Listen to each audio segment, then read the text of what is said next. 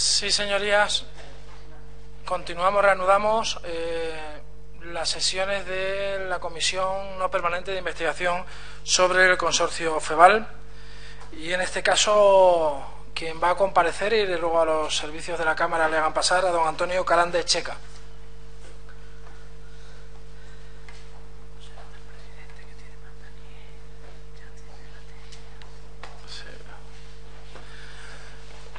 Gracias, don Antonio. Tome asiento, por favor.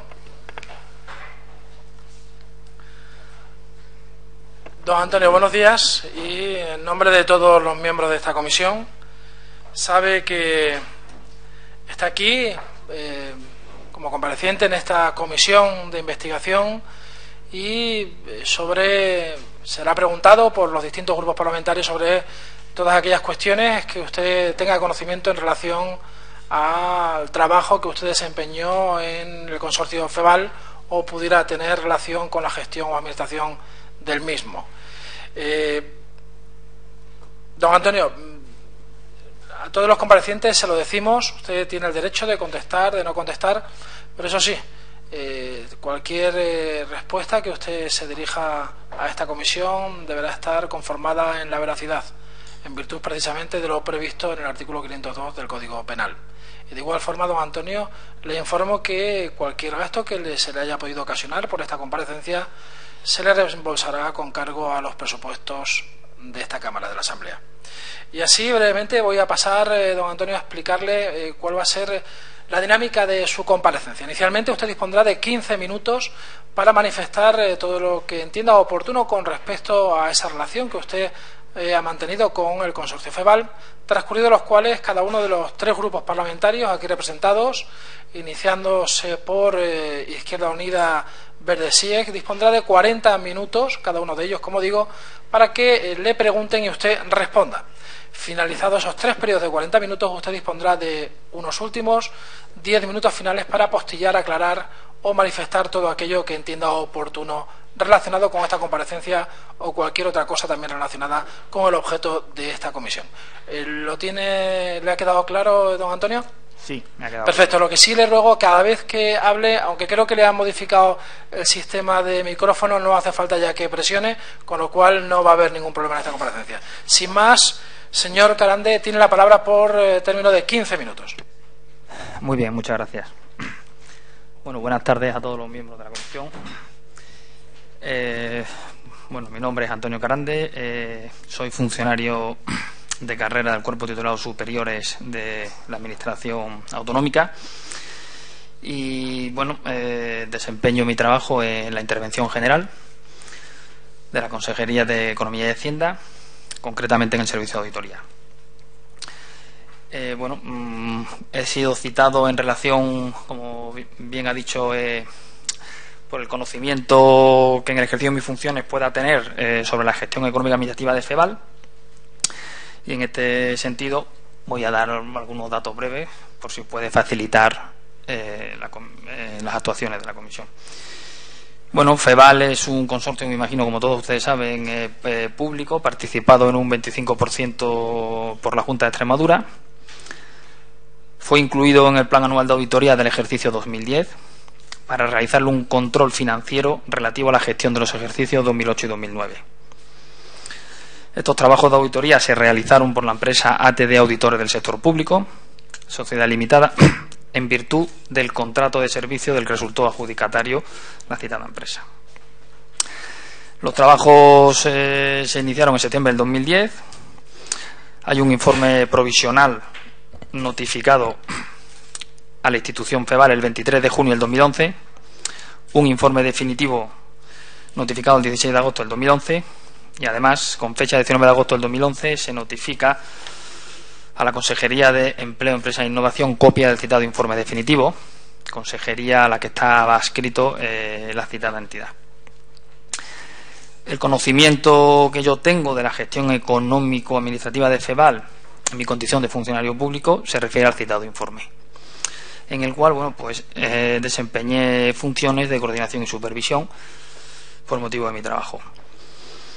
Y después de estos datos estoy a su disposición para resolverles todas las cuestiones o dudas que esté en mi mano. Muchas gracias, señor Carande. En nombre y como portavoz del Grupo Parlamentario Izquierda Unida Verde SIEX, tiene la palabra por término de 40 minutos señor Nogales. Gracias, presidente. Van a ser menos de 40 minutos. Van a ser preguntas. Muy buenos días, señor Carande. Muchas gracias por venir. Yo le voy haciendo algunas preguntas, están relacionadas con la exposición inicial que usted ha hecho. Cuando FEVAL, esta auditoría de gestión del año 2010 que gana por concurso ATD, ¿se había hecho anteriormente en Extremadura alguna vez? ¿A alguna empresa pública, en algún organismo dependiente de la Junta? Antes del 2010, me refiero. Sí, me comenta usted a otros organismos, es decir, este tipo de auditoría. Sí, de gestión. Sí, este tipo de auditoría se realizó anteriormente porque hay el Plan Anual de Auditoría del 2009 y el Plan Anual de Auditoría del 2008. En los citados planes, entre otro tipo de auditoría, se contemplaban las auditorías de gestión a determinadas entidades del sector público autonómico. Fundaciones, organismos autónomos, consorcios, empresas públicas. Sí. ¿Por qué no se incluyó antes a FEVAL en este tipo de auditorías de gestión? Si antes se hicieron auditorías de gestión, ¿por qué no se contempló a FEVAL para que también se pudiera hacer auditoría de gestión? Si se hicieron anteriormente. Sí. Bueno, el motivo exacto no se lo puedo precisar, en el sentido de que la aprobación del Plan Anual de Auditoría corresponde al consejero competente en materia de Hacienda, en virtud de lo establecido en la Ley General de Hacienda de la Comunidad Autónoma, y por tanto, nosotros como funcionarios, se nos facilita el plan una vez aprobado, donde se incluyen las entidades. Desconozco exactamente los criterios concretos, de verdad que hay criterios. En cualquier caso, FEVAL se incluye en el Plan Anual de 2010, incluyendo los dos ejercicios inmediatamente anterior, es decir, 2009 y 2008, al ser el primer año. Es decir, realmente se vieron dos ejercicios, es decir, como si se hubiese incluido en el 2009. Y creo, no se lo puedo precisar, ya les digo, que estaba catalogada como entidad del sector público autonómico en diciembre del 2009. Motivo por el cual entra en el Plan Anual de Control del 2010. Pregunta se la hago porque cuando compareció el señor Gredilla, de la auditora ATD, a una pregunta que precisamente le hice yo en este sentido, le dije, si se hubiese auditado antes FEVAL las deficiencias que se contemplaron en esta auditoría, ¿se hubiesen podido corregir? Y me dijo, pues sí, presumiblemente sí, se hubiesen podido corregir mucho antes y no hubiesen existido estas deficiencias ahora, porque habló de varias deficiencias en la auditoría de 2010, el ejercicio 2008-2009, y que se presentaron en el 2010. Entonces, ¿por qué se incluye FEVAL? ¿Sabe los motivos? ¿Sabe si hay algún motivo concreto, específico, de por qué se incluye FEVAL en el 2010 y antes no se había incluido en esa auditoría de gestión? El motivo concreto, no, ya le digo que los criterios exactos de la inclusión, lo que sí le puedo decir es que los planes anuales de auditoría del sector público comienzan en el 2008. Y no todas las entidades se pueden auditar o se incluyen, vamos a decir, se incluyen en el plan anual del ejercicio, porque bueno, está sujeto a las disponibilidades de recursos humanos del servicio y disponibilidades presupuestarias para subcontratar, y por tanto han ido entrando todas ellas sucesivamente en distintos planes de control. Sí me consta que en los tres planes citados ya se han incluido al 100%, es decir, ha abarcado ya el 100% de las existentes.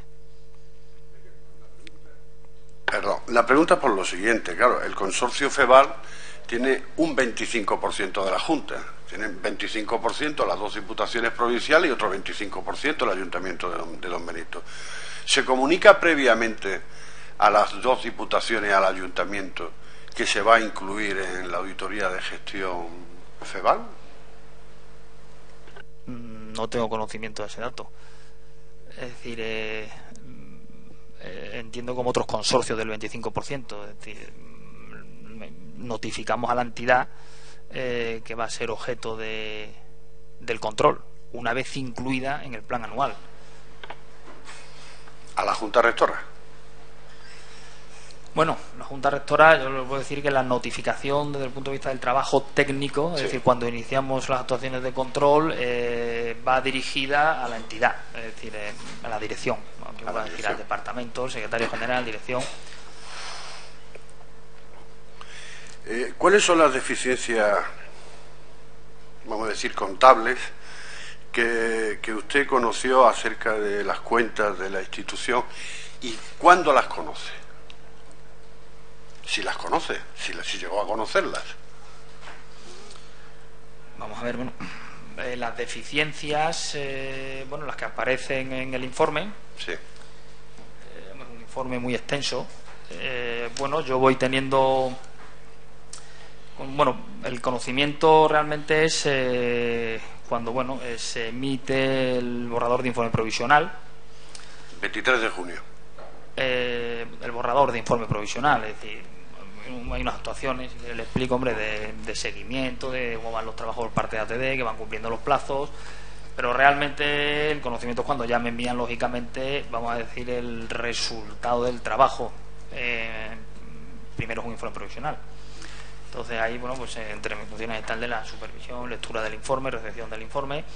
Entonces ahí es cuando tengo conocimiento, es decir, y es ahí en ese momento cuando tengo conocimiento en el ejercicio de las funciones que a mí me correspondían de supervisión del informe. Que el informe provisional se recibe el 23 de junio de 2011. Sí, se notifica a la institución. El provisional, vamos, me refiero al provisional. Es que el procedimiento es un informe provisional, unas alegaciones y un definitivo, sí. Ese informe provisional, una vez que se recibe, considera que las deficiencias, vamos a decir deficiencias por mantener el término que utiliza el señor Gredilla de la auditoría de gestión, son lo suficientemente graves para empezar a ponerlo en conocimiento de los responsables políticos. Bueno, vamos a ver, esa pregunta, es decir, es que usted me pide una valoración global.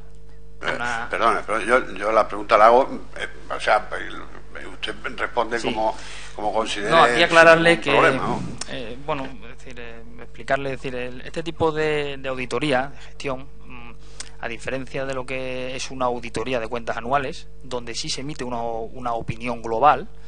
De hecho, el informe suele ser una página, y en función de los trabajos de auditoría y de las técnicas y la materialidad y los alcances, al final se emite una opinión global. Aquí, en virtud de la norma de auditoría del sector público que tenemos que aplicar en la cuestión de trabajo, es que no podemos emitir una opinión global, es decir, está perfectamente estructurado cómo hay que emitir el informe y, por tanto, decir, hay que emitir unas conclusiones sobre las actuaciones verificadas, que además son parciales, es decir, tiene un alcance, va sobre una muestra, y solo sobre esas, y además en cada una de las áreas concretas que han sido objeto de análisis, y esas conclusiones pueden dar lugar al final a recomendaciones concretas sobre las conclusiones en virtud de y por tanto no se puede emitir una opinión global desde el punto de vista técnico, porque la norma del sector público así lo regulan, y por tanto, claro, usted me pide a mí ahora una opinión global, es decir, que no tengo ni criterios objetivos ni técnicos para poder emitirlo, es decir, porque la finalidad de estos informes es analizar la gestión de las distintas áreas de la entidad, los procedimientos de control internos existentes, con el objetivo final de realizar unas recomendaciones para mejorar la gestión. Por tanto, es decir, el informe es muy extenso, yo creo que están suficientemente claras las comprobaciones realizadas, las conclusiones y recomendaciones, pero si usted me pide una opinión global, yo no estoy incapaz, no me siento capacitado para dársela, porque no tengo los criterios objetivos, porque el informe no permite emitir una opinión global. No, yo a lo que me refiero fundamentalmente a lo siguiente, o sea, lógicamente usted es interventor. cuando recibe un informe previo, el análisis que hace usted, las conclusiones que hace usted después de la lectura son muy diferentes a las que puedo hacer yo, evidentemente, porque usted es más especialista del tema. Entonces, una vez que usted conoce ese informe previo, hablo del previo todavía, estamos en junio del 2011, usted no consideraba, lo digo con entera tranquilidad y sin ningún ánimo de nada, que era lo suficientemente importante como para ponerlo en conocimiento de responsables políticos.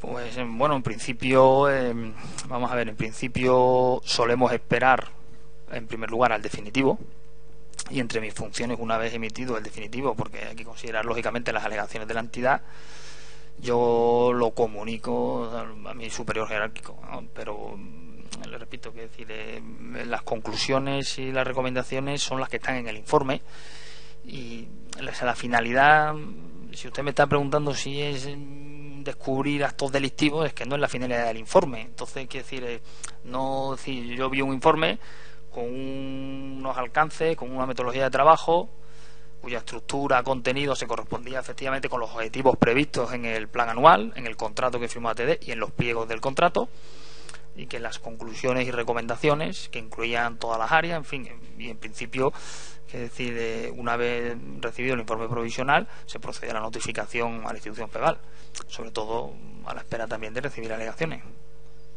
No, vamos, yo no, ni me atrevo, ni he dicho, ni diré, ya veremos al final en conclusiones, que pudiera haber o que haya existido algún acto delictivo. No, yo simplemente digo lo mismo que dijo el señor José María, ¿no? Don José María de ATD, o sea, se detectaron deficiencias legales, o sea, no se estaba actuando conforme a la ley de contrato de la administración pública, se fraccionaron algunos contratos que no era lo más conveniente, no lo más conveniente, sino que no era legal. Entonces, cuando se tiene conocimiento de eso, lógicamente se pone en conocimiento de los gestores públicos, ¿no? de los responsables políticos. Lo digo por lo siguiente: una vez que hay conocimiento de la responsable de la Junta, era la presidenta en ese momento, ¿no? en la Junta Rectora, ¿no? Que es la vicepresidenta de la Junta, hay un despido de los directores por motivos de falta de confianza. Despido que puede llevar después, por haberlo planteado mal, a posibilitar que haya una indemnización elevada, cuando se podía haber tramitado otro tipo de despido, ¿no? Porque la relación era laboral, según figura en estatuto y figura en todos los lados y tal, la relación era laboral. Entonces, no digo que sea su responsabilidad, yo no estoy diciendo que sea su responsabilidad, digo que es que se puede encargar a las arcas de unas indemnizaciones que no hubiesen correspondido si desde el principio hay conocimiento de que ha habido no una falta, no es que ya no se tenga la confianza en esos gestores, sino que no ha habido una actuación como debería de ser, y que por lo tanto lo que corresponde es un despido laboral, tranquilamente, y no tendríamos el riesgo de esta indemnización. Entonces, no puede haber existido, por la falta de comunicación inicial, una negligencia a la hora de efectuar este despido, en vez de efectuar un despido laboral que pudiera haber ahorrado, si después se da esa indemnización que puede estar en torno a los 200.000 euros. ¿Me entiende lo que quiero decir? Sí, pero no entiendo bien. Es decir, es que las actuaciones posteriores al informe, es decir, desconozco exactamente los despidos mi trabajo finaliza con la emisión del informe definitivo, desconozco los motivos de los despidos de los directores. Desconozco si se ha podido tramitar de alguna otra forma, desconozco si los motivos del despido obedecen al informe, que decir, ¿Usted no se enteró que se despidió inicialmente por falta de confianza a los cargos directivos del consorcio FEVAL? Yo me entero por la prensa, efectivamente, del despido, del cese, en fin, vamos a decir, las noticias de la prensa sí por falta de confianza, pero eso no entiendo en qué afecta a los trabajos de... Quiero decir que las actuaciones que se hayan realizado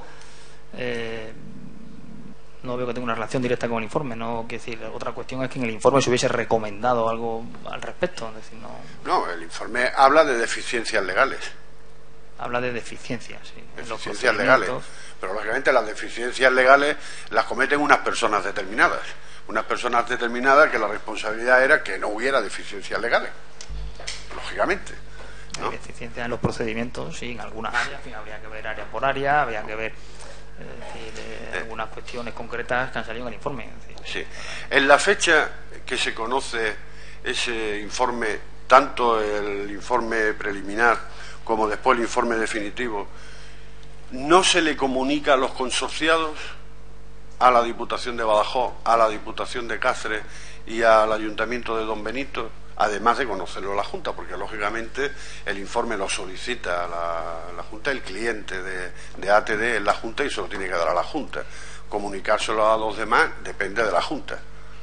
Sí, no, pero desconozco las notificaciones que se hayan hecho del informe una vez finalizado, vamos a decir, mi trabajo, el trabajo del servicio de auditoría. Es decir, es comunicación del informe a la institución, comunicación del informe, dado el dato unos días después, a la Consejería de copia del informe definitivo, a la Consejería de Empleo, Empresa e Innovación, se la junta copia y luego entrego copia a mi superior jerárquico.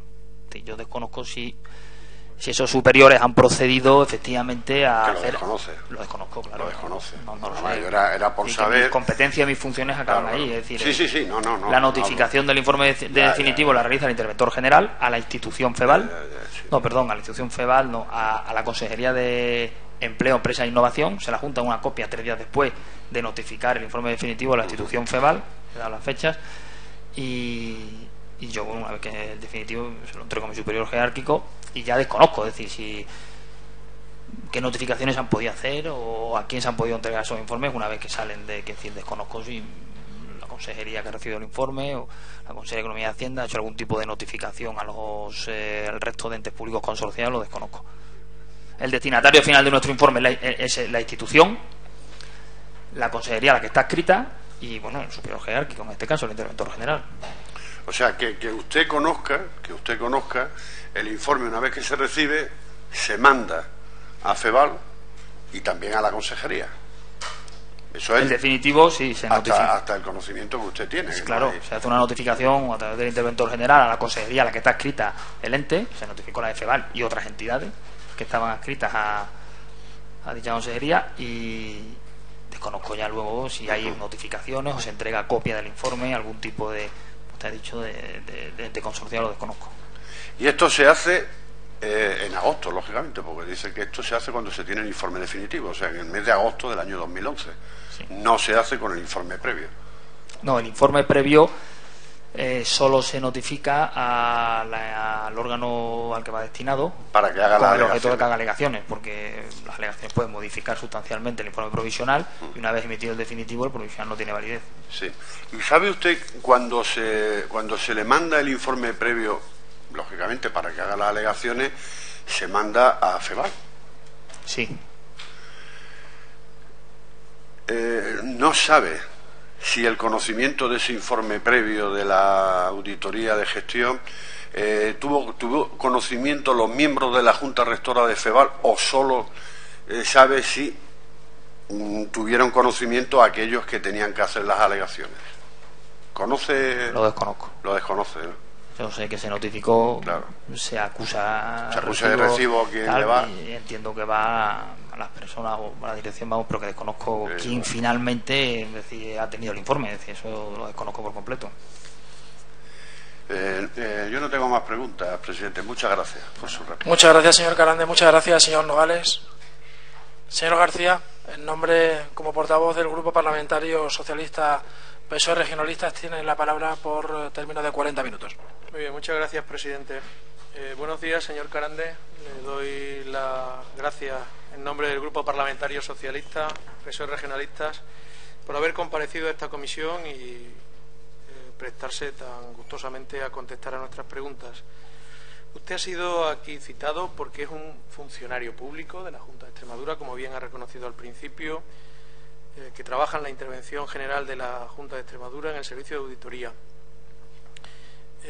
Yo le voy a hacer algunas preguntas después de lo que usted ha comentado inicialmente, porque me gustaría que quedaran claras algunas fechas y algunas cuestiones que para nosotros son importantes. Dijo usted antes que el Plan Anual de Auditoría 2010 incluía a distintas entidades, consorcios, fundaciones, etcétera, etcétera. Es decir, que era un plan que ya con anterioridad, en el 2009, se había puesto en marcha para, de alguna manera, hacer auditorías de gestión en todos aquellos entes que dependen de la Junta de Extremadura, no solo para FEVAL. Correcto, no solo FEVAL. Bien. Segunda pregunta que le quiero hacer: ¿con qué fecha se publica el concurso de las auditorías del Plan 2010? No tengo ahora mismo el dato. Aproximadamente el mes, no, si se acuerda. Lo desconozco, se publicó en el DOE, fue un contrato de licitación abierta en el DOE, pero desconozco el dato, la verdad no lo tengo aquí, pero si usted Pero ¿cuándo empezaron los trabajos? Y con eso deducimos que es anterior. ¿Cuándo empezó ATD los trabajos después de haber sido adjudicataria? No, los trabajos empiezan, exactamente tampoco tengo el dato, pero bueno, suelen empezar al poco tiempo de la firma del contrato. El señor la firma del contrato Gridilla dijo que sobre septiembre del 2010 empezaron los contratos. ¿Es posible que sea esa fecha? Sobre septiembre del 2010, perdón. Iniciaron los trabajos de campo de la auditoría de gestión. ¿Me permite un segundo?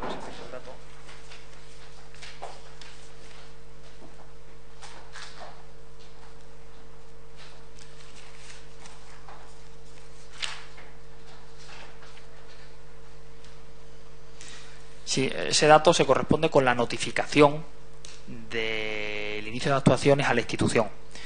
Luego hay unos trabajos previos que corresponden a la empresa adjudicataria de planificación, memorándum, es decir, un calendario, unos programas, pero bueno, el inicio, vamos a decir, oficial, desde una notificación desde la intervención general a la institución FEVAL, comunicándole que se inician los trabajos el 13 de septiembre del 2010. Entonces, esa es la fecha en la que se inician los trabajos de la auditora en FEVAL, con independencia de que luego vayan a solicitar lo que es el trabajo de campo cuando la planificación del trabajo corresponda. Pero podemos decir que FEVAL sabe que va a recibir una auditoría el 13 de septiembre del 2010. Con lo cual, la pregunta anterior que yo le decía era que entre la publicación, la resolución del concurso y tal, podemos estar hablando que en el primer trimestre del año 2010 fue cuando se puso en marcha el concurso del Plan de Auditorías 2010. Sí, no tengo el dato exacto, pero aproximadamente. Aproximadamente puede que sea por esa fecha, sí. Muy bien, gracias, señor Carande. Hablaba usted antes del informe provisional y el informe definitivo. Al señor Gridilla le preguntaron aquí por otros componentes de esta comisión, en su comparecencia como auditor de ATD, que si el informe definitivo hablaba de ilegalidades o irregularidades. Su respuesta fue que ellos hablan de deficiencias procedimentales. ¿Es así usted que conoce la auditoría? En el informe definitivo, fundamentalmente son deficiencias, incidencias en los procedimientos, que da lugar a las correspondientes recomendaciones. A las recomendaciones Así pertinentes. es. Pero en ningún caso ilegalidades o irregularidades.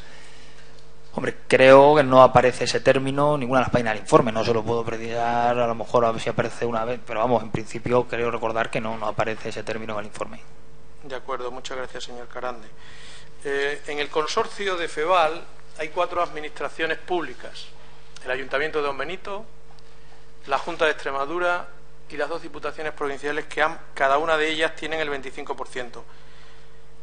¿Podrían haber solicitado auditorías de gestión cualquiera de las 4 administraciones o tenía que ser necesariamente la Junta de Extremadura?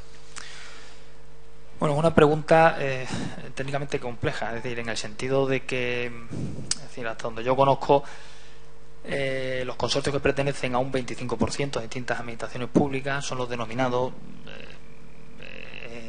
a nivel los consorcios sin dueños, entre comillas, es decir, realmente ninguna administración pública tiene la mayoría en dicho consorcio y por tanto en principio no está claro quién tiene las competencias para ejercer el control, por decirlo de alguna manera.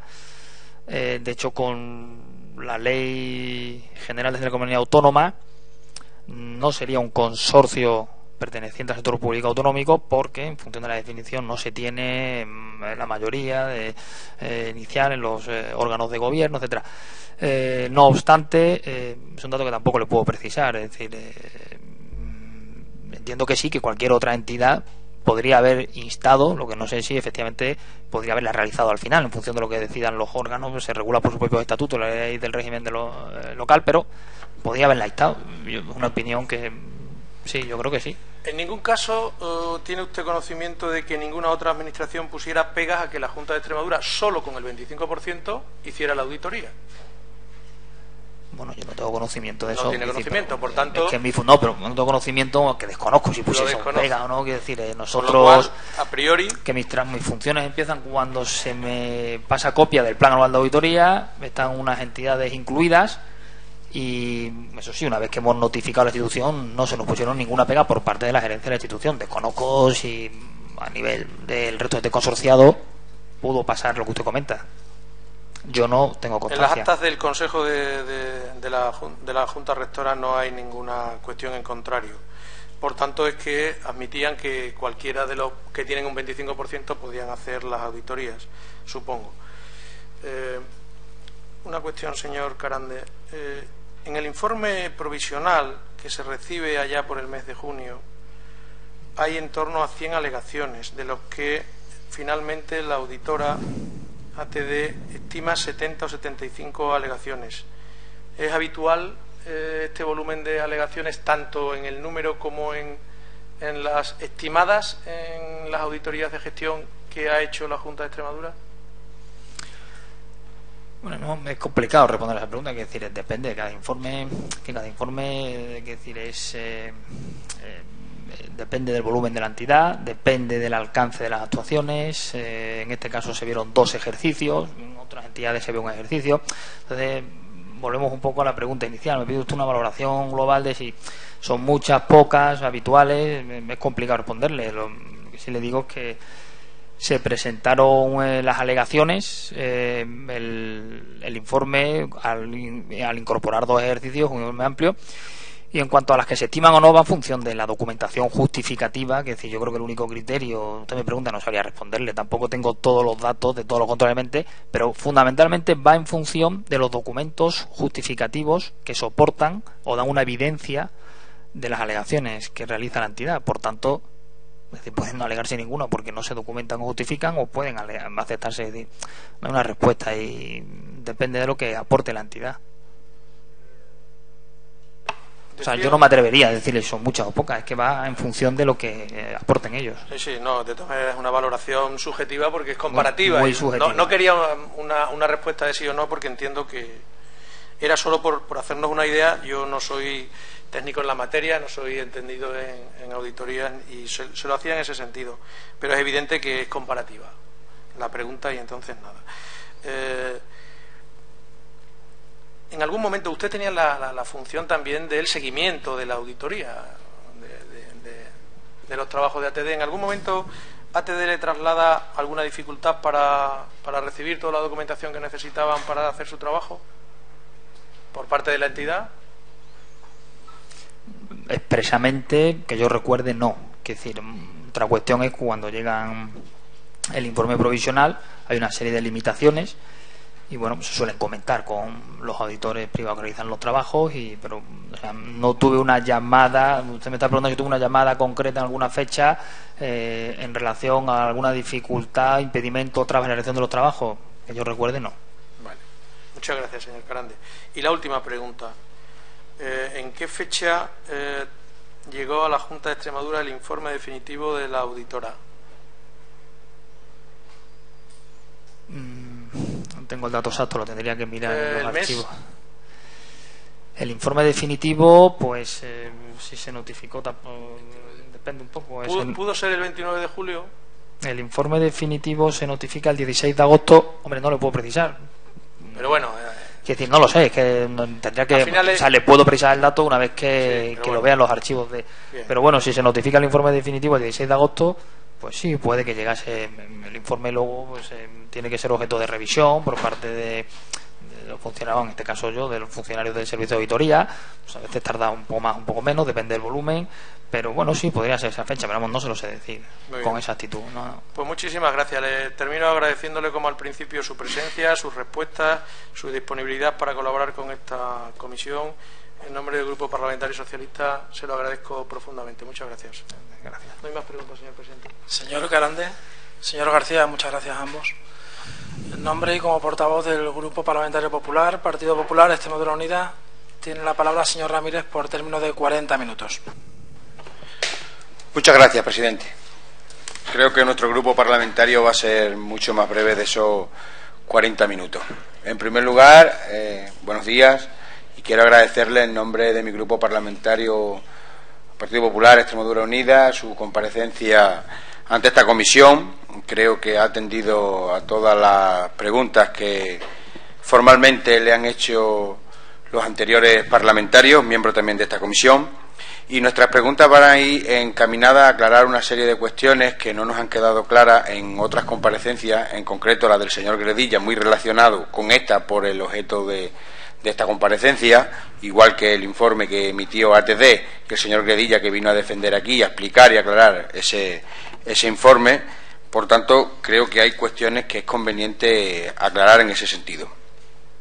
Al parecer, en la documentación que obra en esta Cámara, también remitido por el Consorcio FEVAL a todos los parlamentarios que componemos esta comisión, así como también la declaración, como le decía anteriormente, efectuada por el señor Gredilla en el seno de esta comisión en la sesión anterior, se ponía de manifiesto que en este informe que realizó el señor Gredilla, que realizó ATD, era la primera vez que se realizaba una auditoría de estas características, y así usted también lo ha reconocido hoy aquí en este acto. También es cierto que ya consta acreditado también en el seno de esta comisión que esta auditoría no se realiza en exclusiva para FEVAL, en modo alguno, sino que se configura en virtud de un concurso público donde se interesa la auditoría de varios entes públicos. Pues bien, en primer lugar, nos gustaría saber a nuestro grupo parlamentario, como aquí el señor Gredilla explicó que se rigió para hacer la auditoría de FEVAL por las normas que se contenían o las indicaciones técnicas que se contenían en un pliego de prescripciones técnicas elaborado efectivamente a tal efecto.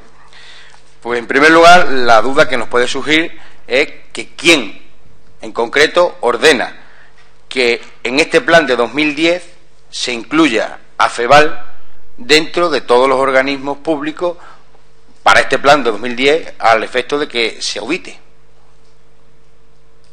¿Puedo contestar? Sí, sí. Sí, una pequeña precisión antes de contestar. Efectivamente, yo he dicho que fue la primera auditoría de esta naturaleza, es decir, una auditoría de gestión a la institución FEVAL, pero no que haya sido la primera auditoría de esta naturaleza a FEVAL y otras instituciones. Es decir, se vienen realizando desde el año 2008. Es decir, sí, hablamos de FEVAL. Auditorías a distintas entidades del sector público autonómico de la misma naturaleza que esta se vienen realizando desde el Plan de Control del 2008, Plan de Control del 2009, Plan de Control de 2010. Sí, es verdad que FEVAL es el primer año que entra en el plan anual para realizar una auditoría de estas características. Una vez hecha esa precisión, es decir, me remito a lo que comentó al principio, es decir, ¿quién decide? Quien aprueba el plan anual de auditoría. Técnicamente es así, es decir, el consejero competente en materia de Hacienda, según establece el artículo 152 de la Ley General de Hacienda, es quien aprueba el plan anual de auditoría. a propuesta de la intervención general. Dice el artículo, por tanto, es decir, la resolución la firma el consejero, es decir, donde se incluyen las entidades, donde está FEVAL y otras muchas. También es verdad que, como he comentado antes, es un dato que tampoco le puedo precisar, porque, bueno, entre mis funciones no está la de, lógicamente, elaborar ni aprobar el plan. El consejero... Lo que le puedo precisar es que sí, creo que es en el año final del 2009, cuando FEVAL lo cataloga la Intervención General de la Administración del Estado como una entidad perteneciente al sector público autonómico, en relación con el tema de consorcios sin dueño, y es a partir de ahí donde por primera vez se incorpora en el Plan Anual de Control del 2010, pero es un dato que no puedo precisarle porque no está fuera del ámbito de mis competencias, lo que es la aprobación del plan. Bien, el consejero en ese momento era... ¿Quién era? En el año de aprobación. Sí, sí. Pues ahora mismo no recuerdo quién era, es decir, no es el consejero de la Administración Pública y Hacienda antes del cambio de gobierno, no sé decirle, no me acuerdo. ¿Sabe usted quién configuró las prescripciones técnicas que se establecieron en el pliego de adjudicaciones para la adjudicación de este concurso? Y en concreto, si había alguna relativa a cada entidad objeto de auditoría y en concreto en FEVAL, que es lo que aquí nos ocupa. Sí. La elaboración del pliego básicamente es muy similar al pliego que se utilizó en el Plan Anual de Control del 2009 y también es muy similar al que se utilizó en el Plan Anual del 2008. La elaboración del borrador del pliego se realiza en la intervención general, es decir, los técnicos que estamos allí elaboramos un borrador con el visto bueno de los superiores jerárquicos y es un borrador al final, ya le digo, que se viene utilizando desde el 2008. No es un borrador, como se ha dicho aquí, ad hoc para FEVAL, es un borrador que afecta, es un pliego, que afecta a las distintas entidades del sector público y a las que son de la misma naturaleza. El borrador es idéntico, quiero decir que puede haber alguna pequeña modificación en algún área concreta, con algún objetivo de auditoría, pero todas las empresas públicas, todo el subsector de consorcios públicos, todo el subsector de fundaciones públicas y organismos autónomos, se les aplica el mismo pliego. Y entre ellos hay muy poca diferencia, fundamentadas por la distinta naturaleza jurídica de las entidades. Consorcio pues tiene algunas cuestiones distintas a una empresa pública, pero el pliego se elabora, el borrador del pliego, en el servicio de, en la intervención general, y lo aprueba también, entiendo, le da el visto bueno pues superior jerárquico, entiendo, del consejero, pero se elabora allí. Es el mismo que se viene utilizando en los planes anteriores. Bien, muchas gracias. Si no lo he entendido mal, creo que en el año 2009 hay un informe, no lo he entendido de quién, por el que dice que la institución FEVAL forma parte del sector público autonómico. ¿Es así? No he dicho informe, he dicho es que desconozco el dato exacto, es decir, el inventario de entes, la Intervención General de la Administración del Estado cataloga a los distintos entes del inventario de entes de las comunidades autónomas a efectos temas de consolidaciones y otras cuestiones contables, y hace alguna catalogación de las distintas entidades. Y quiero recordar que sí es en el año 2009 cuando efectivamente se cataloga a efectos del inventario de entes a FEVAL como integrante del sector público autonómico. Entonces, según... pero desconozco exactamente los criterios que utiliza la Dirección General, desconozco si el dato es exacto, que ya le digo que mis funciones en la elaboración del Plan Anual de Auditoría no son nulas prácticamente. ¿Y a usted no le parece lógico? ¿A usted no le parece lógico que si en el año 2010 o en el año 2011 se encarga realizar una auditoría de FEVAL, entre otras cuestiones, porque aquí no estamos ciñendo exclusivamente a FEVAL, que no digo que sean exclusivas para FEVAL? Un segundo, señor Ramírez, por favor, ¿pueden guardar silencio el Grupo Parlamentario Socialista? Gracias. Puede continuar, señor Ramírez. Muchas gracias, presidente.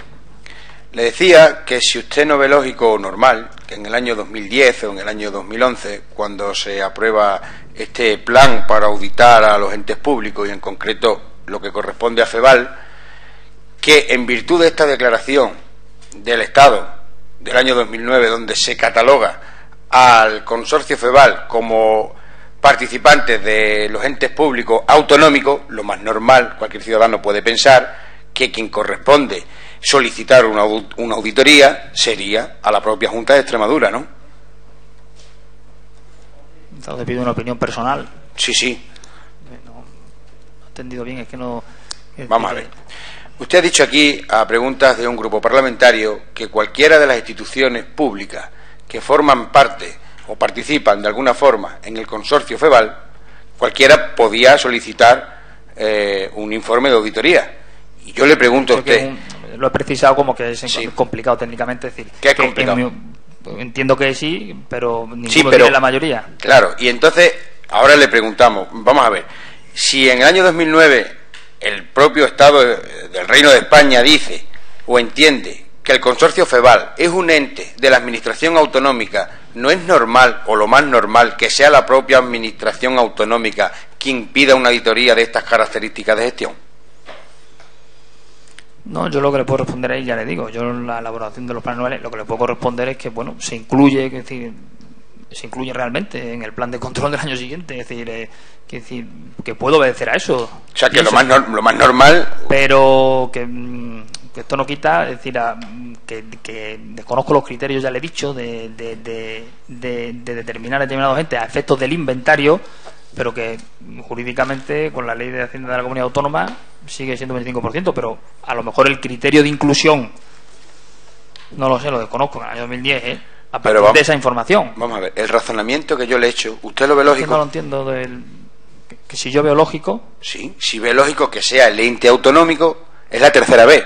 Si usted ve lógico que siendo el Estado diciendo que el consorcio FEVAL pertenece a la entidad autonómica, al ente público dentro de los entes públicos autonómicos, si es la propia Junta a partir de ese año 2009 quien tiene la competencia para solicitar una auditoría de estas características de gestión. Si usted eso lo ve lógico, simplemente sí o no.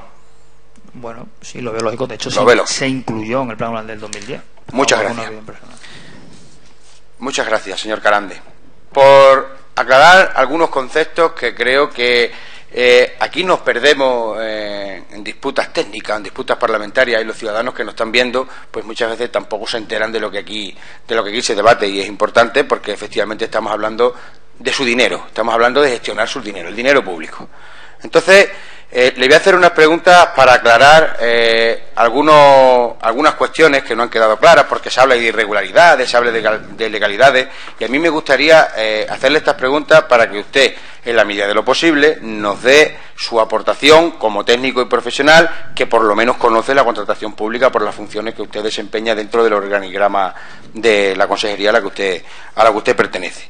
Según su criterio profesional o sus conocimientos técnicos en materia de contratación pública, ¿usted cree que el fraccionamiento de un contrato es una práctica legal?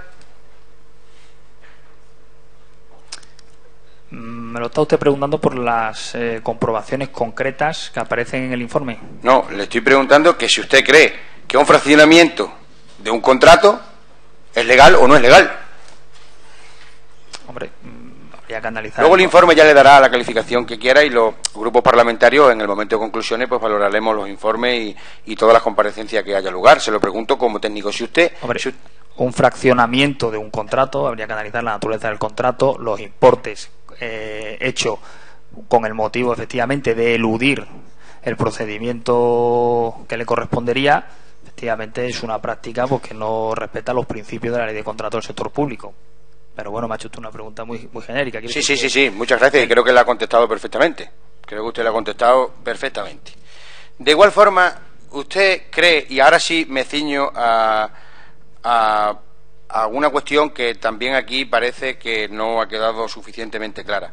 ¿Usted cree que, de igual forma que la pregunta anterior, si un expediente de contratación se monta a posteriori de una adjudicación, es decir, primero se realiza la adjudicación y después, a posteriori de realizada la adjudicación, para dar visos de legalidad, se monta ese expediente, como al parecer ha ocurrido aquí en algún caso en el contrato de la construcción del Centro Tecnológico de FEVAL adjudicado a Joca Magenta? ¿Usted cree que eso es legal? Es que desconozco ese contrato. O sea, quiero decir, me está usted preguntando sobre actuaciones concretas que no están en el informe. Quiero decirle, me habla usted de una adjudicación de un contrato de obra que no ha sido analizado en el informe, ¿no? Y me habla usted de montar un expediente a posteriori. Es decir, es que me está haciendo una pregunta muy genérica. Es decir, Sí, una pregunta genérica. Por sus conocimientos. Usted puede responder en el sentido... Yo lo que creo que un contrato de licitación de obra pública que supere los importes, pues hay que licitarlo y no se puede... no sé a qué se refiere usted con montar un expediente, pero no se puede hacer efectivamente con posterioridad a su adjudicación. Pero que desconozco de qué informe me habla. Quiero decir que no está en el informe, pero bueno, esa pregunta que usted me hace genérica, pues es evidente, claro. Si no se puede montar un expediente de contratación después de adjudicarse. Muy bien, muchas gracias. Vamos a ver, según la comparecencia del señor Gredilla, a preguntas que le hicimos los grupos parlamentarios, decía que FEVAL no tenía publicado las retribuciones de personal y sobre todo la información relativa a los altos directivos de la institución, es decir, a la alta dirección. Lo que él entendía porque él entendía aquí, y así nos ha explicado, que los directivos de la entidad es personal de alta dirección. Entonces decía que esos contratos no le costaban. ¿Usted reparó en eso en ese informe cuando se le entregó por parte de ADT? ¿Se refiere usted a la limitación al alcance relativa a los dos contratos de alta dirección, sí, director y subdirector, sí, que no se han aportado o no se han facilitado? Sí, aparece como limitación en el provisional y en el definitivo. Y efectivamente no se han aportado los contratos. Sí, evidentemente son contratos muy antiguos, pero no se han aportado, ¿no? ¿Y usted cree que el personal de alta dirección tenía que tener esos contratos Hombre, yo lo que creo es que cualquier trabajador que tiene una relación laboral con su empresa tiene que tener su correspondiente contrato. Pero en este caso, ¿usted no cree que es exigible un plus, puesto que no son trabajadores simples, sino que es personal de alta dirección de la empresa? ¿No cree que hay que exigirle un plus a esos directivos, no como un trabajador normal? Estamos haciendo una pregunta muy personal, quiero decir... No, el plus, es para conocer su opinión. No, quiero decir, no, el plus es decir, el procedimiento de trabajo que se aplica, los contratos de alta dirección, y el resto es el mismo, aunque se trata aparte en el informe. Es decir, entiendo que tienen que estar todos los contratos del personal con relación laboral que se soliciten en la muestra. Ahora, es evidente que los de alta dirección siempre se seleccionan en la muestra, está en el pliego, pero los de alta dirección y los no de alta dirección, es verdad que un contrato de alta dirección desconocemos si es de alta dirección, es decir, como no se ha aportado, el problema es que es una limitación al alcance. Un contrato de alta dirección efectivamente sí puede tener efectivamente un determinado tipo de regulación específica, que a lo mejor un contrato, vamos a decir,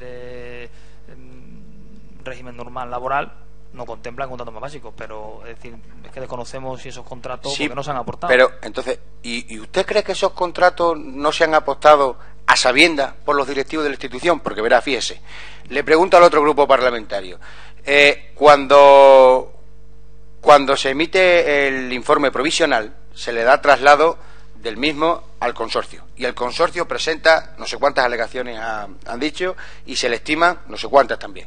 Pero sin embargo, fíjese, le piden los contratos de alta dirección y a sabiendas no los presentan. Pero que me hace usted una opinión, o sea, una pregunta para que yo emita un juicio de valor. Sí, claro. No, un juicio de valor.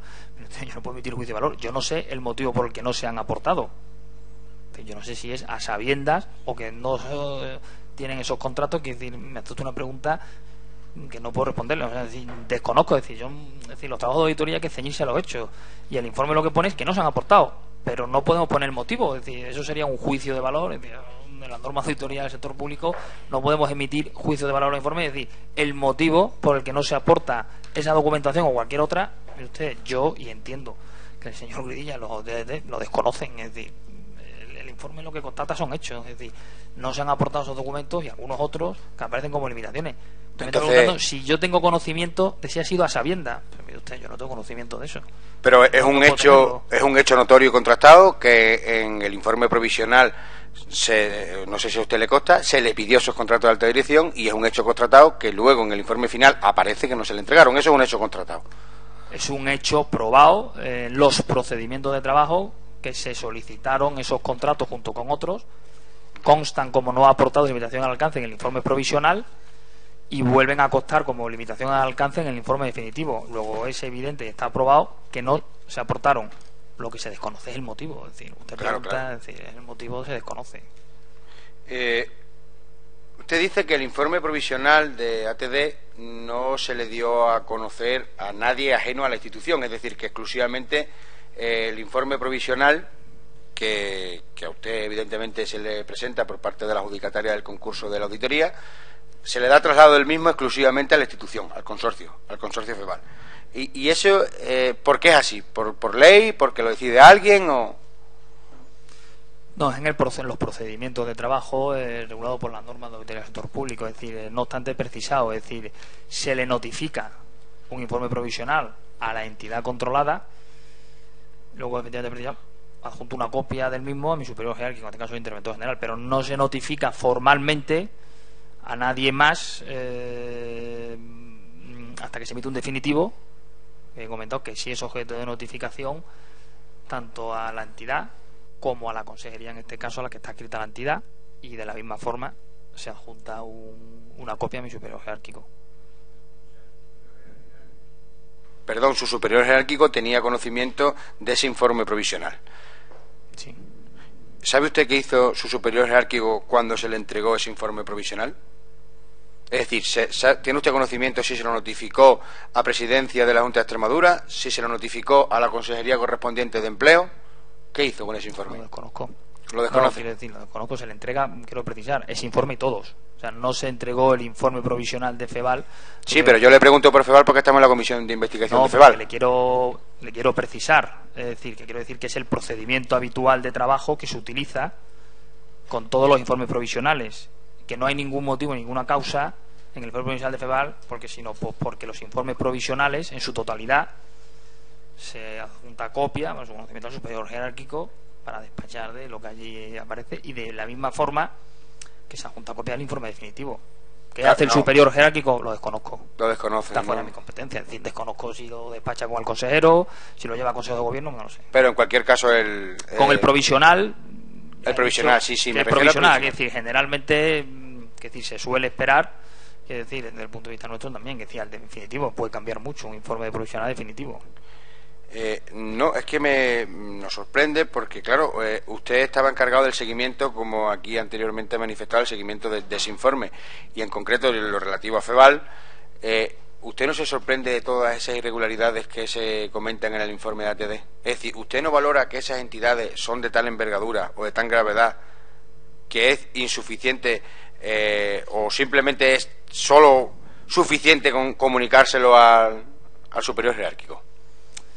Que le vuelvo a insistir, es decir, un poco con la primera intervención, que decir, es que los informes de auditoría de gestión, es decir, no emiten una opinión global, es decir, emiten efectivamente, constatan unos hechos, hay unas conclusiones o recomendaciones, y es decir, esto me está pidiendo una opinión personal, subjetiva, no se sorprende, quiere decir, no puedo valorar, es decir, entre mis funciones está valorar con una gravedad de 0 a 10 los informes, quiere decir, en principio recibo el informe, se notifica provisional a la espera de alegaciones, es lo que solemos hacer con los informes provisionales, y ya le digo, junto copia al superior jerárquico, ¿no? Pero usted es que me está pidiendo un juicio de valor, una valoración personal. Sí, soy consciente que le estoy pidiendo un juicio de valor porque otros comparecientes que en el seno de esta comisión comparece por sus conocimientos técnicos o personales han manifestado libremente su opinión personal sobre ciertos temas que le han preguntado a los diferentes grupos parlamentarios. Sí, pero o sea, que soy consciente de que le...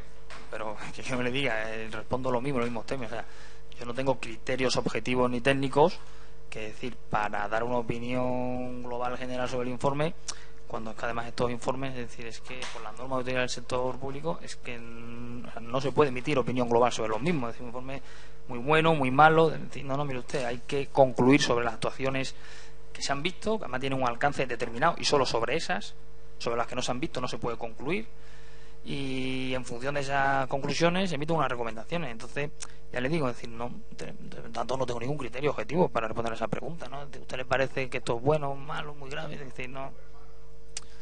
Le pregunto, por ejemplo, ahora ya a todo lo pasado, y que claro, usted tendrá, supongo yo, su opinión como experto. ¿A usted no le parece grave que un informe de auditoría ponga encima de la mesa un fraccionamiento de contrato? Por ejemplo. ¿A usted le parece eso grave o no le parece grave? Pero perdona que le vuelva a insistir, es decir, es que entre mis funciones no está el de catalogar con un nivel de gravedad. Quiere decir, lo que sí a mí me parece que es una deficiencia, lógicamente, en el procedimiento que debe aplicar la institución FEVAL en ese contrato en concreto que se ha puesto manifiesto. Es decir, no sé si me explico, es decir, las opiniones personales ni me las piden en mi trabajo, quiero decir, son opiniones personales que de mí me piden resultados técnicos, quiero decir, y que se ponga de manifiesto lo que ahí se ha producido. El informe en ese sentido lo deja claro, es decir, usted me está pidiendo nuevamente una opinión subjetiva y personal. Sí. Ya le digo. Sí, usted es libre de decir, pues yo no doy mi opinión personal o si la doy, y ya está. O sea que, bueno, es que como le ha entiendo, dicho que, el presidente al entiendo principio, que aquí estoy citado fundamentalmente no para dar mi opinión personal, que tiene una subjetividad. Señor Carande, no ponga en entredicho lo que se le pregunte. Usted tiene todo el derecho a contestar o a no contestar, pero no a enjuiciar las preguntas que se le puedan estar haciendo por los distintos portavoces, ¿de acuerdo? Sí, no, remito y contesto, me remito a lo que en ese sentido manifiesta el informe. Hay una deficiencia, si me está preguntando en concreto con el contrato analizado en cuestión, en la aplicación del procedimiento, y así lo manifiesta el informe y tiene su correspondiente recomendación. Me está pidiendo que catalogue con un nivel de gravedad, le digo que no tengo criterios objetivos para hacer eso. Bien, hemos hablado en diversas ocasiones de su superior jerárquico. ¿Quién era su superior jerárquico? El interventor general. ¿Qué era? Agustín González, don Agustín González. En nombre de mi grupo parlamentario no vamos a hacerle más preguntas y agradecerle de nuevo su comparecencia ante esta comisión. No tengo más preguntas, señor presidente. Gracias, señor Ramírez. Señor Carande, para finalizar esta comparecencia, dispone usted de 10 minutos para postillar, clarificar o manifestar, en definitiva, cualquier circunstancia que entienda oportuna con respecto a lo que se ha dicho en esta sala, en esta comisión durante esta mañana, o bien cualquier cosa que tenga relación con el objeto de esta investigación y que quisiera que dejase patente ante la misma. Bueno, por mi parte, la verdad que no tengo nada más que aportar, salvo que quieran alguna cuestión más que quieran aclarar. No tengo en principio nada más que decir. Pues don Antonio Carande Checa, con toda sinceridad le digo que en nombre de todos los miembros de esta comisión y en definitiva de los ciudadanos que representamos, le agradecemos enormemente su disposición y sus declaraciones ante esta comisión de investigación. Muchas gracias y puede abandonar la sala. Gracias.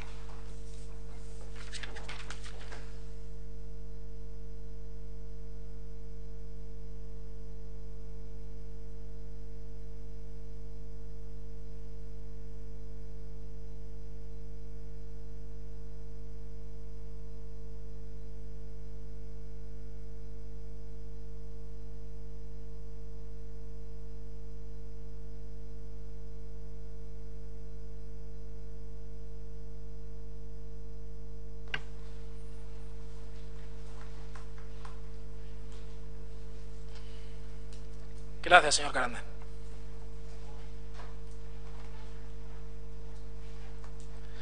Señorías, una vez comparecido don Antonio Carande Checa y no habiendo más asuntos que tratar, se levanta la sesión. Muchas gracias.